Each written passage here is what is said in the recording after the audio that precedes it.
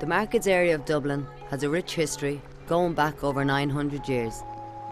A place where the past and present continually collide. Never has this been more so than in the recent past. The years of the so-called Celtic Tiger have left their mark on this part of Dublin's northwest inner city. The initial idea to make this film came from people who live and work in the markets area. The aim of the project is to celebrate life and the rich traditions of markets and street trading at a time of change and transition for people in the area.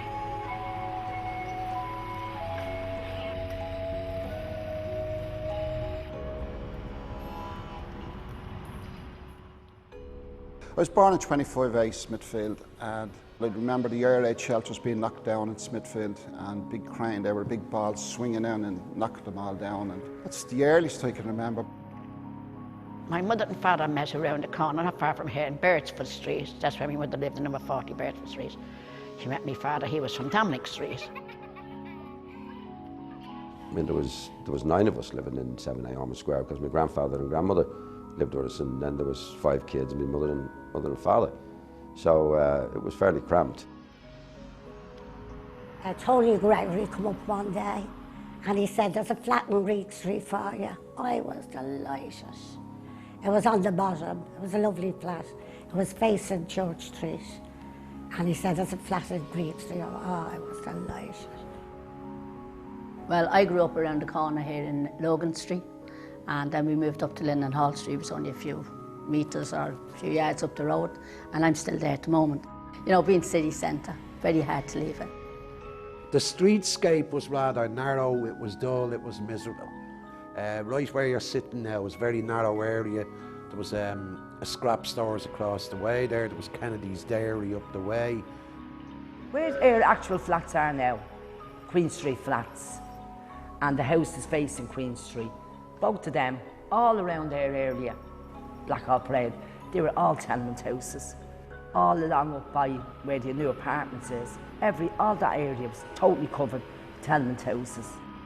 She used to live in Chancery Street, it was called Pillane then, and when they were knocking down the tenement houses, they moved her over to Wood Quay.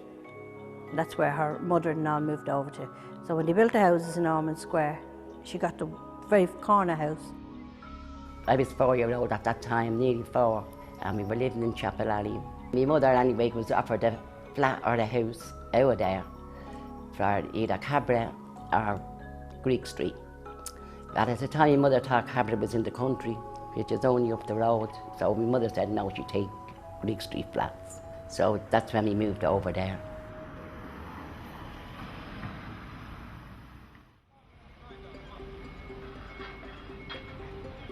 The most well-known market in the area is the wholesale fruit and vegetable market on Mary's Lane. It was opened alongside the now demolished fish market a little over 100 years ago by Dublin Corporation. The reason for this was to regulate the large and often unsanitary markets that had existed in the area for centuries. The presence of these and earlier markets is the reason for the strong local tradition of street trading and the close links with Moore Street, less than a mile away.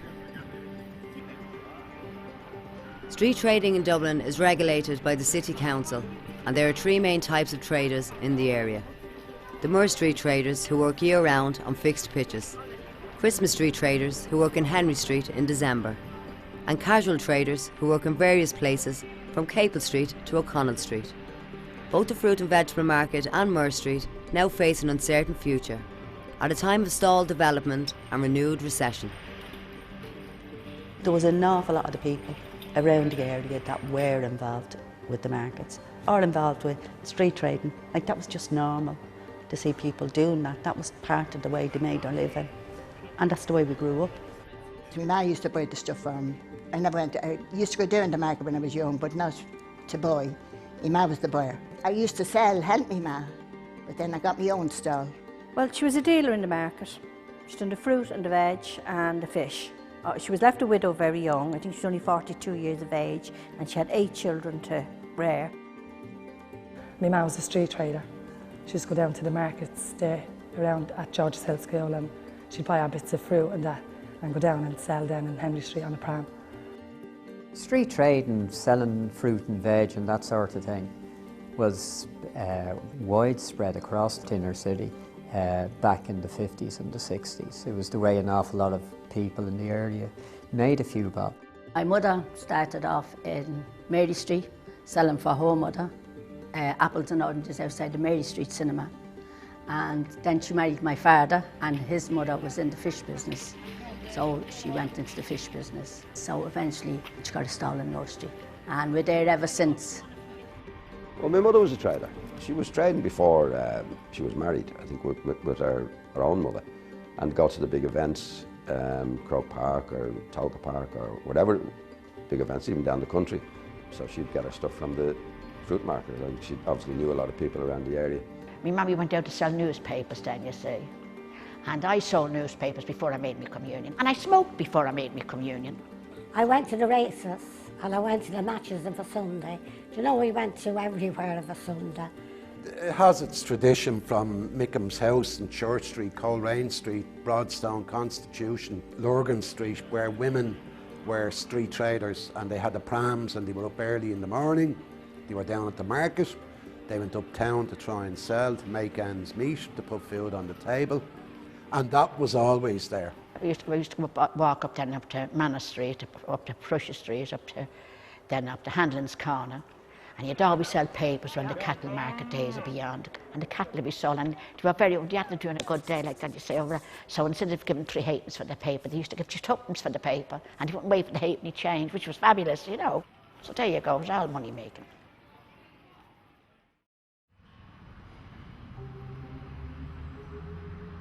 While the future of the fruit and vegetable market and Moore Street is uncertain, Smithfield and the surrounding area have seen major changes as a result of recent developments. From the 1960s onwards, inner city areas in Dublin went into terminal decline. This happened for a number of reasons, including the collapse of traditional industry and the relocation of people and businesses to the suburbs. By the turn of the century, new laws made it compulsory for developers to dig up the past before reconstructing the future. Most of my work has had to do with pre-development construction projects, and in the case of Smithfield, the whole site to the west of Smithfield Plaza was bought for development in around 2000, and we were brought in to excavate the site before construction started. Any sites that come up for development within a certain zone, they generally have a planning condition which says that the site has to be excavated. Well, the site in Iron Quay was dug in 1990. It was dug in advance of the development of the site as, I think it was initially meant to be an office building, but then it changed to actually build apartments. Well, this part of Dublin was always known as Oxman Town, and Oxman Town relates to the Vikings who were ethnically cleansed, I suppose, from the south side after the Battle of Clontarf. Now, while there's little enough historical evidence for that, there's certainly quite a lot of archaeological evidence. The north side of the Liffey doesn't seem to have developed really until the 11th century, from what we can see.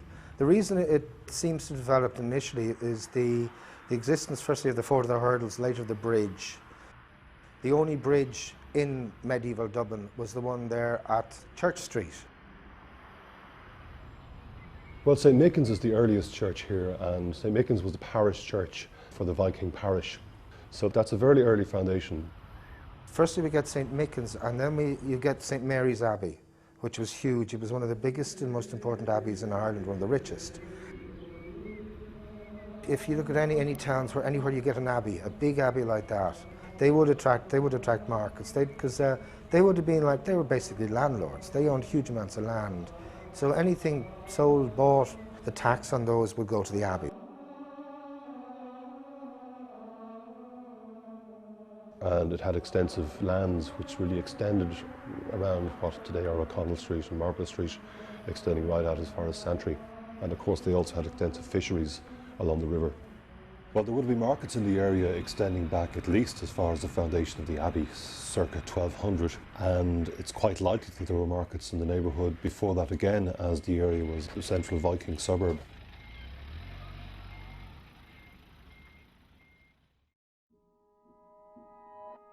The markets area, along with large parts of the north and south inner city, had some of the worst slums in Europe by the end of the 19th and early 20th century.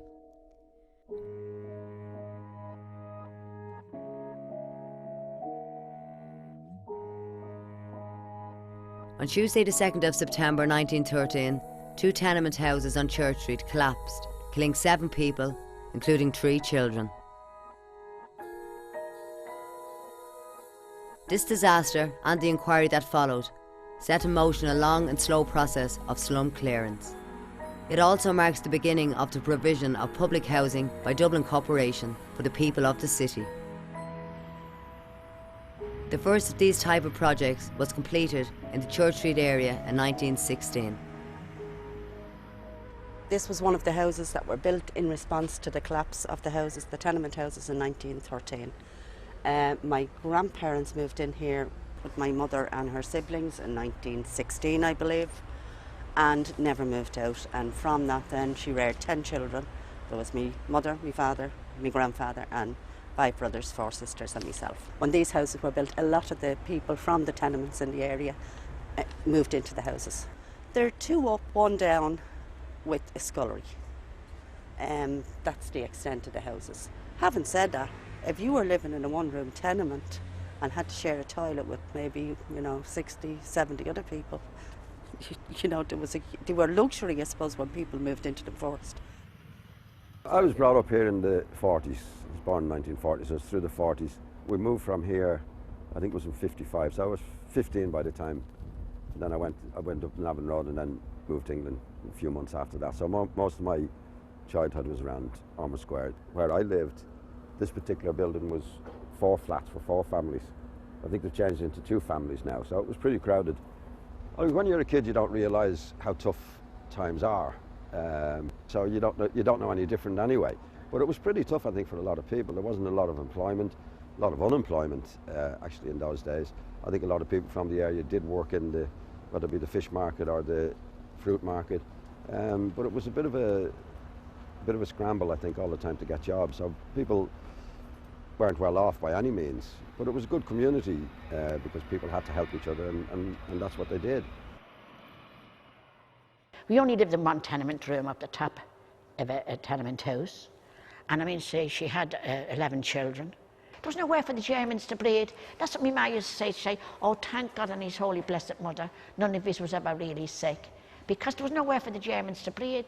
Because I told you there was 11 girls and 1 boy in 1 tenement room. I mean, mother and father, was 13 of us in the tenement room. And the toilet was 4 flights of stairs down. So you always had to have I won't say it, you had to have a bucket, you know yourself. And we were never sick. The Germans wouldn't bleed. My mum used to say the Germans, because it was the germs. And there was 1, 2, I think 3 tenement houses, which I lived in one of them. And there would have been 1, 2, 3, 4, 5 families in that, with no lights in the hall, no heating, of course, no power points, cooked on the fire. But the poverty was quite evident. I mean, it was nothing to see kids with sort of cardboard in their shoes. It was quite evident. And, to see mothers and women struggle and go out early in the mornings. There was a lot of sickness then, there was a lot of TB. There was tough times because I remember when you would get your stuff off the stalls. Like they used to have the daisy market up beside the fruit market. And people used to get their clothes there, or you get hand-me-down clothes.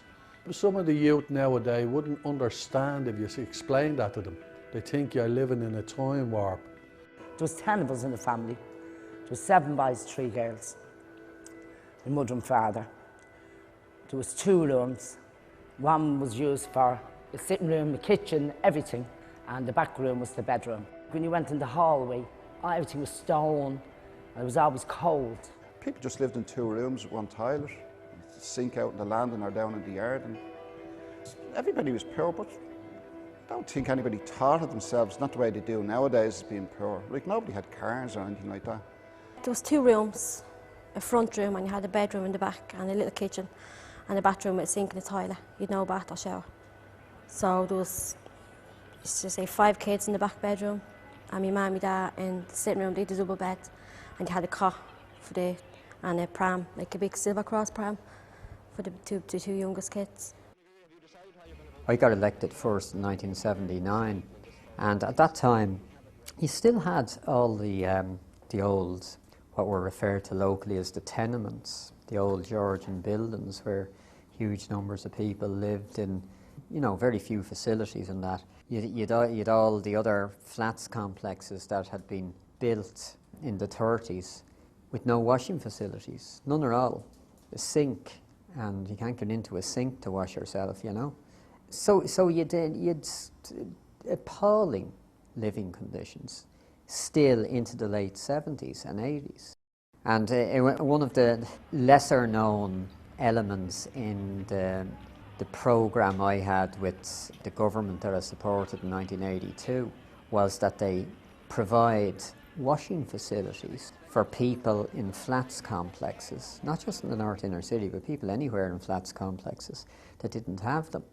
And the reason that was in it was because a group of women from Liberty House down at the back of Sean McDermott Street asked me to get it in it because it was one of their main demands at the time. They used to have to go down the road to the Belvedere Youth Club to wash themselves. The importance of the fish market to the area has begun to fade from memory since it was demolished in 2004 to make way for a proposed redevelopment of apartments and shops. The story of why this market was located here goes back to the early life of the city as it developed along both sides of the River Liffey.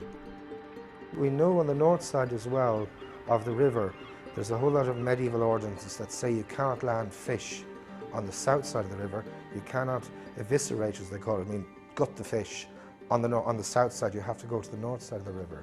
And we have found areas at Arran Quay where we have huge amounts of fish, just the fish heads and the tails. They were air drying them like they do today in Norway. That was a big activity on the north side of the river too, was the actual landing of fish. Well, where we're actually standing now at the moment, we're standing where the weighing scales were for people that come in, had bought fish and were weighed. And you're right in the middle of the fish market. And directly behind us would be the flat. So in its prime, they would have had a lot of workers in here. They were getting big and they went to the fish market and learned that trade filleting until they were 21. They had to go from 14 to 21. Learning that trade filleting, 3 of them went. My granny sold in Mare Street. So she used to sell fish. She sold exactly outside McDonald's Butchers. There could have been 100 traders that time. But they sold out of boxes, they hadn't got stalls. They sold out of the fish boxes. They used to go to the fish market, bring up the fish, and they sold straight out of the fish boxes what they bought the fish in from the market. My mum was down in Moore Street, and each and every one of the family, and there was 8 of us, we always took her in turns, no matter who it was, to bring her down a cup of tea. Sometimes if I went down to my mum, wouldn't make omelette, go around and have that dinner, and I'd stand at the standing. Now my mum would say to me, Margaret, will you wait there for about 5 minutes, 10 minutes? Go to half an hour, then I go to an hour. I've been there ever since. 44 years after, I'm still in Moore Street.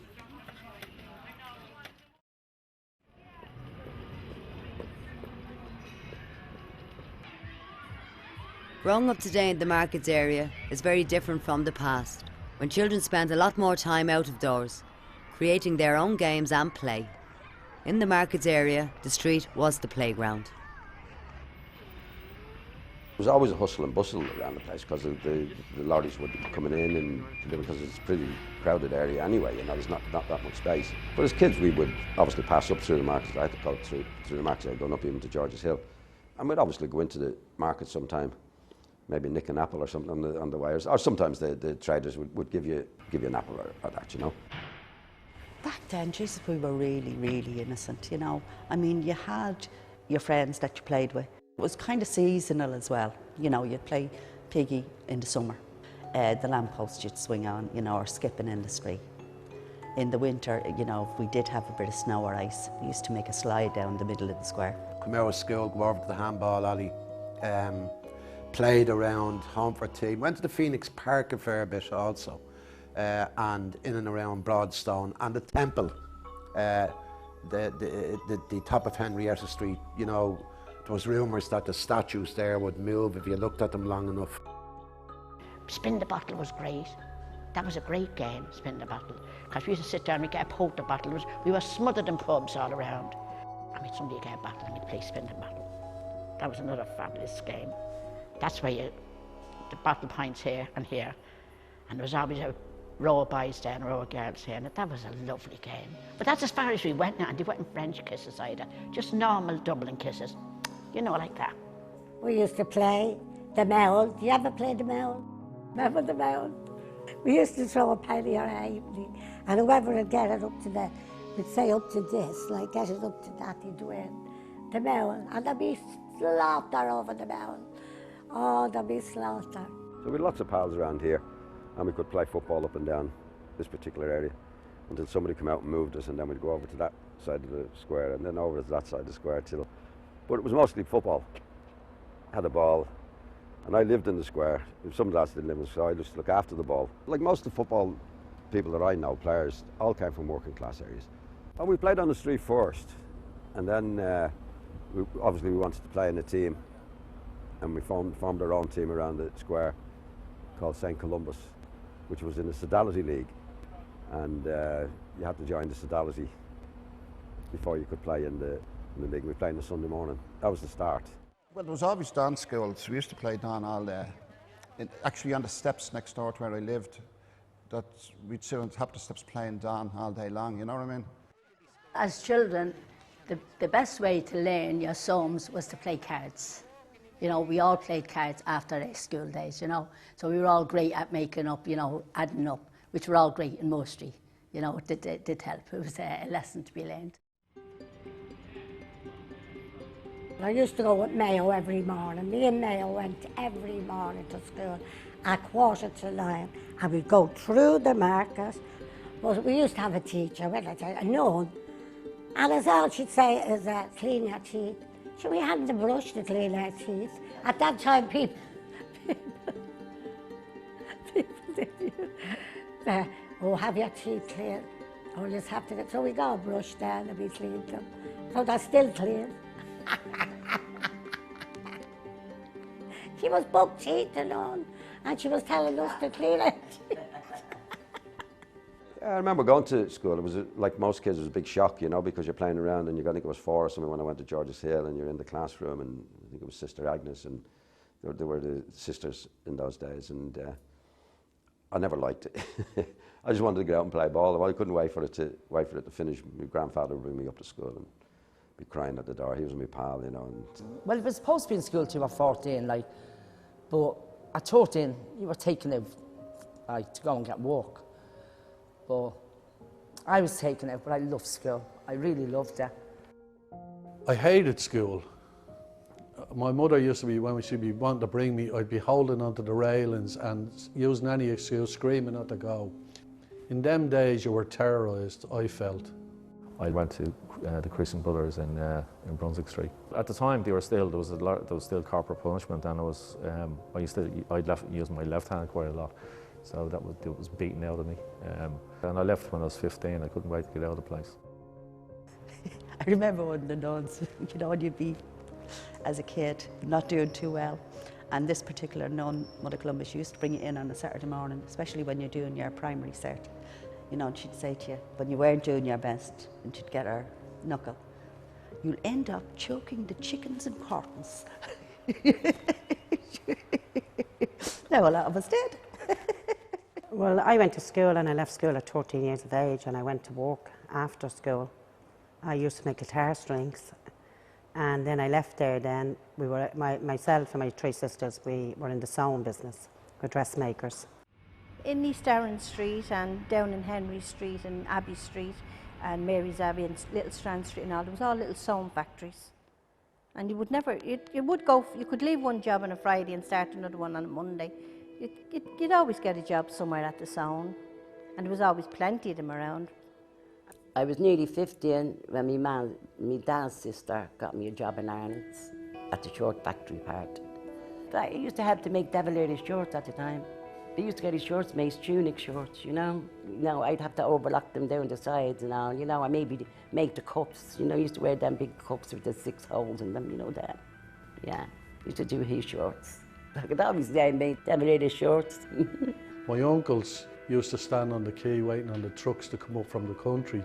They would hire a breaster. Breaster at the time was someone who would load a truck and unload a truck, and they'd get paid by the day. And then years later, I took up the same position at 15 in the fruit market. That's where we used to all stand then when people needed help for the trucks, you know. 53 it was when I started, and I was 16 then. But from Dorset Street, we were shifted down into Mer Street. Outside McDonald's Butcher's, my mammy got a spot.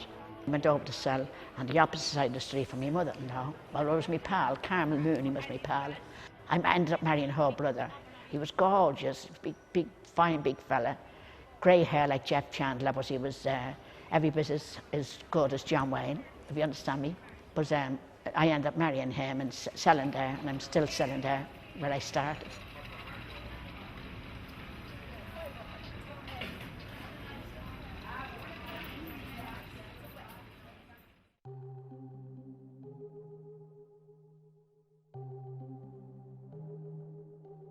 As the city grows, the memory of how people lived changes and becomes more faint, and is often lost over time.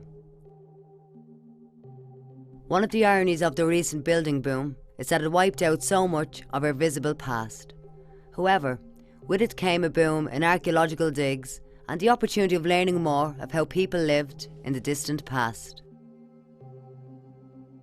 Perhaps one of the more interesting things about the Smithfield excavation was at the very, very lowest levels we had extensive archaeological evidence for there being quite a substantial market on the site, which predated, the market we all know today.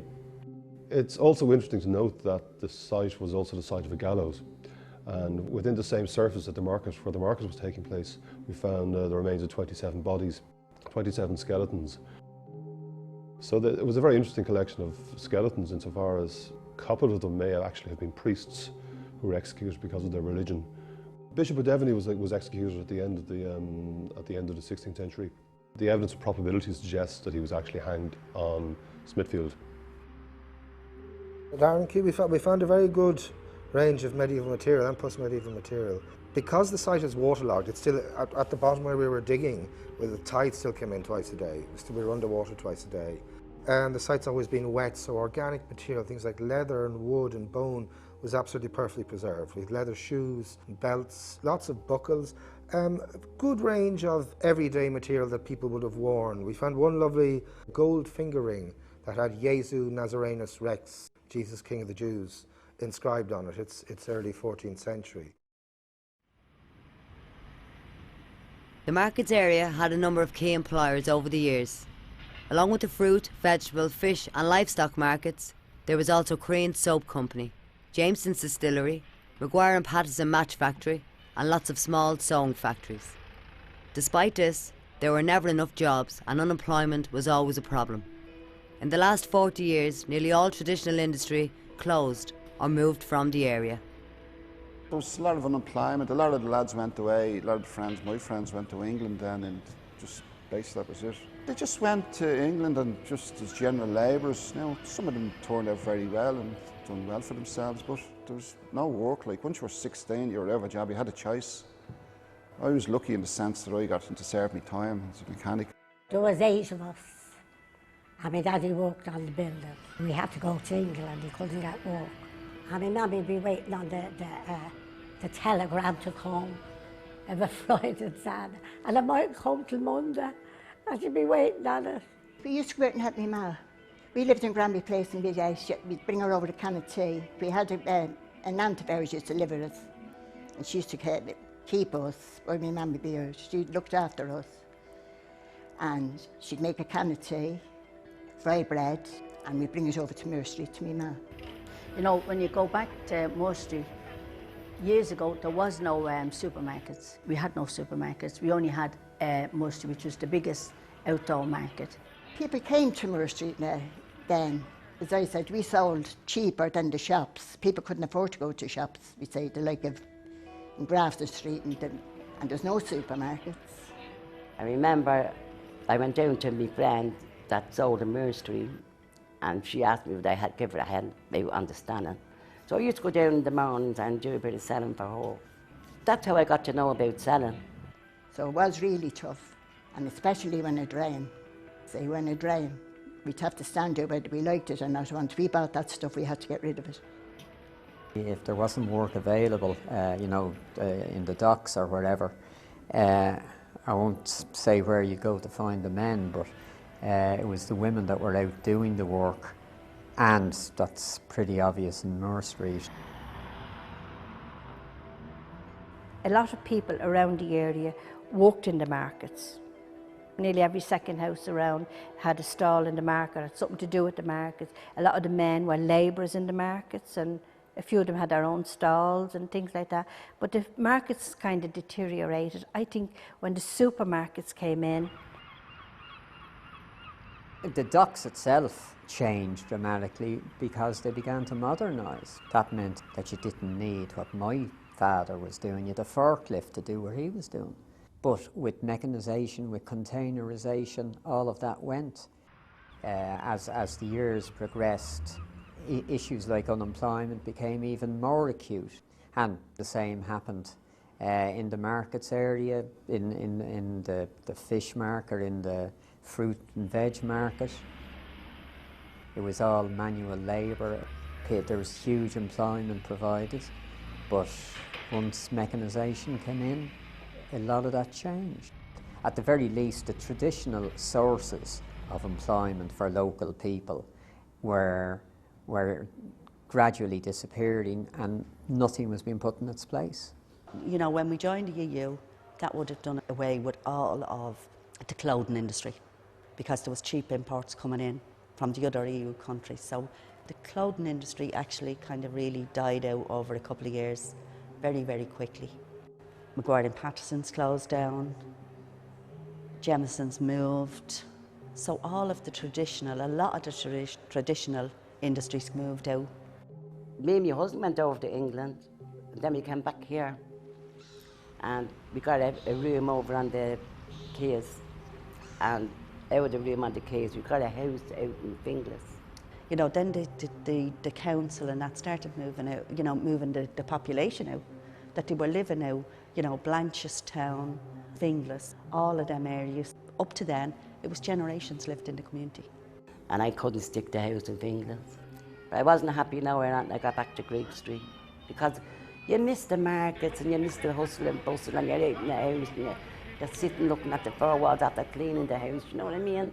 They started knocking down. The first place I remember being knocked down around was Coleman's. They used to make sacks and ropes and things like that, and that closed down, and that's where they built the tax office at that corner. But then they started knocking down buildings and not putting anything on them, so we had a good few derelict sites around.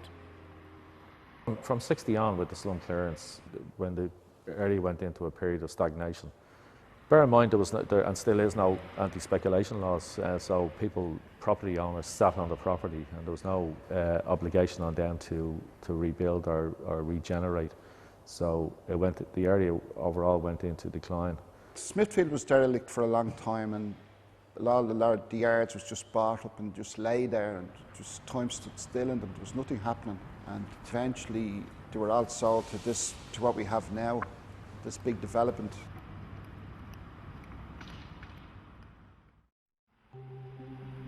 There are two important features of the markets area that give it much of its shape and look even up to today. The first is the quays, which were built on reclaimed land along the River Liffey. This process took hundreds of years and was finally finished by the middle of the 18th century. This allowed for the type of building we now see along the quays and the space to build one of Dublin's landmark buildings, the forecourts, which was finished in 1802. The second important expansion of the area took place at the market area of Smithfield, which was first developed in the 1660s. The new suburb of Smithfield kept its markets, and through the centuries they dominated life and business in the area. It was not until the late 1950s that the influence of the markets began to seriously decline.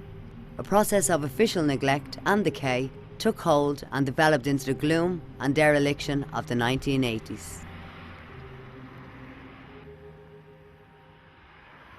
Increase in unemployment for men in the docks and the markets and so on. The emphasis turned to women, and the traditional way of earning money in the inner city was to go out and sell. I left school when I think it was in the second year, and I just didn't like school anymore. I just wanted to live, because I could see my ma struggling, and My dad wasn't working then at that time, so my older sister Tracy, she left school to go out and sell and to help my ma every day. So I asked my ma could I do the same. So I was old enough to leave school and I did. After a while I wasn't with my husband, right, so one time he sent me no money for a while. So I got a pram and went down the market.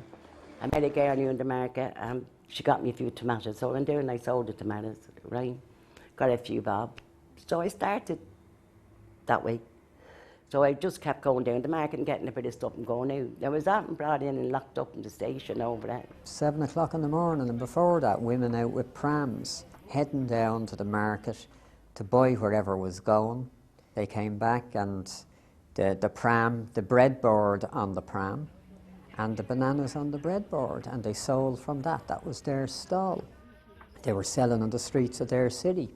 I mean, this was a tradition. This is Molly Malone, you know. It was grim and it was a recession, bad times. Then you had the street traders where they were selling fruit and veg and Valentine cards, maybe, or Christmas cards in town. And the business association took great exception to this, and they contacted the Gardaí. And the Gardaí had what was called snatch squads. What was actually happening to those women was that they were being hauled off to court, strange as it may seem, and they were being jailed. I remember I was taken one time. I went down with me bit of stuff. I think it was apples or something, now, whatever I had. And I'm walking there, next day I was pulled, and I'm on Store Street. Anyway, I went down to Store Street and I was locked in the cell. So it was terrible lower, only was selling a bit of fruit at the time, you know. I was locked in the cell, the policeman forgot all about me and never came back for me to let me out, you know. So I'm in the cell, I'm sweating. As a matter of fact, I got claustrophobia over that. And when he did come in, I pulled the cap and all off the man. Oh, he said, well, what are you leaving in here for? He said, yeah, I forgot all about you. He was home and all, he had to come back to get me out. They would arrest them, and under the Commissioner's Garda Act, they would confiscate their vegetables or cards or whatever, and then they would fine them. So as a result of the fines, there was always wardens out for the women. So every time they saw the cops, they had to run. Well, the shops used to ring up, and when the police would come out, you have to come out then, you know what I mean? So you were arrested and brought in, you know, if they caught you. There was one particular policeman there that you'd have to really watch, because he was like a madman. He'd fly out of nowhere and just grab you like and take it and bring it down to Store Street and keep it there then for the whole day, you know. They'd take the stuff on us and then we'd lose out like and buying that, you know. They used to chase us everywhere. But there'd be a gang of us, right, about 10 of us maybe down selling. And the van would come next to me, here's the van, next to me, a big scatter. I think I used to be always the first up the top of the street. They'd be searched, they'd be stopped, they'd be in prison, they'd be in Store Street, they'd be in Fitzgibbon Street. Myself and other public representatives spent our whole time going to the courts, to the Garda stations. And said, it's all very well for you coming in here, Mr. Gregory, but there are more influential interests on the phone to me. There's letters in the train, they showed them to me from business associations and so on. And he said, I have to implement the law. And I said, well, sure, I've been on to you on numerous occasions about heroin being sold on the footpath in public all around your station there. And you don't seem to be deploying the same resources to dealing with that. And of course we had the epidemic and the scourge of heroin. So dealers focused on this area, saw how vulnerable it was and decided to move. So you had all of that going on. And you had a Fianna Fáil government in at the time, then you had a coalition. Nobody was listening to us. We weren't educated, we didn't understand, we didn't know anything about drugs or anything like that. So a couple of the residents, they went on committees to learn more about it, and we held, in the inner city, we held marches and went around like that. We had one or two very undesirable drug dealers in the square, so we set out and we got rid of them. It was only when the community stood up to the drug dealers, and mainly the women, who were the backbone of marching on dealers, trying to do something about the heroin epidemic that was in our country. You know, not a lot of my friends knew. Like, not really the girls, a couple of the girls, like, and some of the young fellas that hung around me, you know, got into it, you know, big time. A couple of them is actually dead. You know, it's sad. Heroin was being sold. Kids were wrecking their lives with it. Little or no police resources were being directed against it.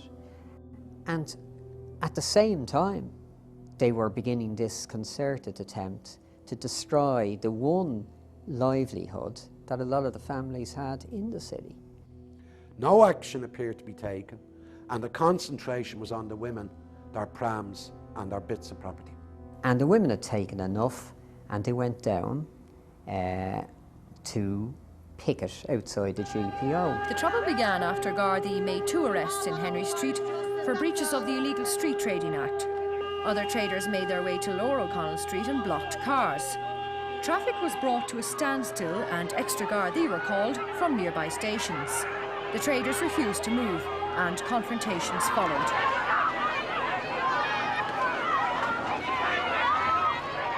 There was a baton charge, and the women resisted. We were arrested, myself and Tony Gregory and a few of the women. I remember we were put into a van, but we were coming up O'Connell Street, and the van doors got booted open, and myself and Gregory jumped, ran. I got caught, he got away, he was arrested again an hour later. But we were brought before the courts, and we were sentenced. I think we done a month, and then we did 2 weeks. And a number of the street traders was arrested with us. What was happening to us had been happening to women for a couple of years before that. The district courtroom was crowded for the short hearing. Mr. Gregory and Joe Costello of the Prisoners' Rights Association were both charged with assault and obstruction. Sinn Féin councillor Christy Burke was charged with insulting and threatening behaviour. 4 casual street traders were also before the court. After the hearing, Deputy Gregory addressed the crowd. You have a constitutional right to earn a living, to rear your families and to provide for your families. And if we have to take a constitutional case to win this issue, we'll do it. So we're going to take it right to the bitter end. Now, in the meantime, they got Tony Gregory, and Tony was speaking up for us, you know what I mean? So he was locked up in Mountjoy. In our case, it wasn't any big deal. For a woman who's the main source of an income for a family to be up in Mountjoy for a couple of weeks is no joke. And it was no joke for the women street traders. And then when they went to Mountjoy, then there was protests and meetings, and it was all organised, you know, to get the girls out. So we all got our prams and we all marched up to Mountjoy. We were all marching up and down with pickets on. My rows and all, the whole lot of us. With placards and all up and down Mountjoy, you know. Release Tony Gregory! The living disgrace that such a good man should be put inside Mountjoy. We want Tony out. After all, the drug purchase is not in. He's in for rights for us and we want them out. We don't think he should be in there at all because he's no way a criminal. People around the country were horrified. They couldn't believe this was going on. And that gave, that forced, probably more than anything else, the business crowd to back off to some degree, and the city council to get a bit of cop on, and to try and resolve the problem instead of making it worse. After we came out of prison, we began to get some recognition by the city council where you could regularise areas like Coles Lane, the back of the Ilac, parts of O'Connell Street where there's 2 stands now, and I think there was a couple in Marlborough Street and a couple of stalls on the bridge of the O'Connell Bridge. And it began to calm down a bit. Now my husband and his family sold in Henry Street, and when I got married I sold in Henry Street. Now Christmas, for Christmas for a month, 74 licences there is. Still, we're still in Henry Street. But then we were moved. I sold outside of Barnett's, and then they moved us to, they moved some of them to Marks and Spencer's. While the conflict of the 1980s has died down, the dispute between the City Council and Business Association on the one side and the women street traders on the other rumbles on over rights and regulations year after year. I was 25 years on Dublin City Council, And the longest running issue that I was involved in was that whole thing of street trading. Every year there were attempts to reduce the number of stalls. Business class in the Henry Street area didn't want them outside their shops and were constantly putting pressure on City Hall to get rid of them. Any income that was to be made, they wanted to make it. They didn't want anybody else sharing it. They didn't give a damn that these women happened to live up the road and they themselves lived in God knows where, but certainly wasn't in Greek Street or Sean McDermott Street or Summerhill or anywhere else. The late 1980s saw new government policies to revive inner city areas. Investors were encouraged with generous tax incentives to redevelop large parts of central Dublin. The seeds of the boom and recent bust were sown. Early large-scale developments at the Custom House docks and Temple Bar were thought to be too much in favour of commercial interests. A new approach for redeveloping the city was adopted, called Integrated Area Plans. The first of these plans was set up in the Markets area. It was called the Historic Area Rejuvenation Project, or HARP for short. Funding for these plans came from the EU and were based on local community involvement at every stage of redevelopment. Like, it's positive and negative. There's a lot of positive to the regeneration of the area, but one of the drawbacks is that there's not enough interaction between the old and the new communities. This area was supposed to be regenerated through its people and through the arts and through education. We were promised so much in this development, and it was never delivered. It was presented on a plate to the developer. While HARP delivered some benefits for the area, it failed to ensure adequate social and affordable housing for local people, whose families had lived in the area for generations. They were bought up by investors. Prices rocketed. Local people couldn't afford to buy them.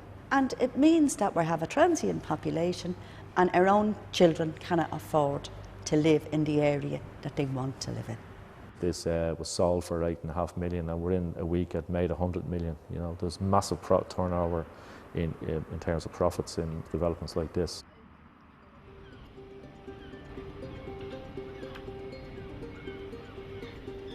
There are many lessons to be learned from past developments in the city, primarily that the existing community needs should be prioritised to ensure that any community gain would be substantial and long-term, and to the benefit of people living in the Markets area. Yeah, today, with the big developments that are just going through the planning process at the moment, there's a real threat against the traditional stalls in the Moore Street area, because big business don't see a role for people from the local communities to share in whatever income can be gained in that area. There's a few people leaving voluntarily out of the street. I've been asked to leave out of the street voluntarily and I get a dividend. But see, I'm not going to leave, son. I'm only 72 years of age and God has had to give me health and strength. I'll stay working until maybe when I'm 82, I might consider.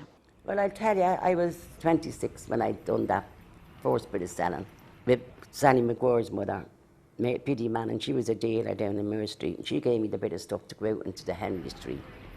I went out, that's the first time I went out selling. Well, that was in 1958, so I only packed it in 2 years ago. That's all. I'm 77 now, and I packed it up when I was 75.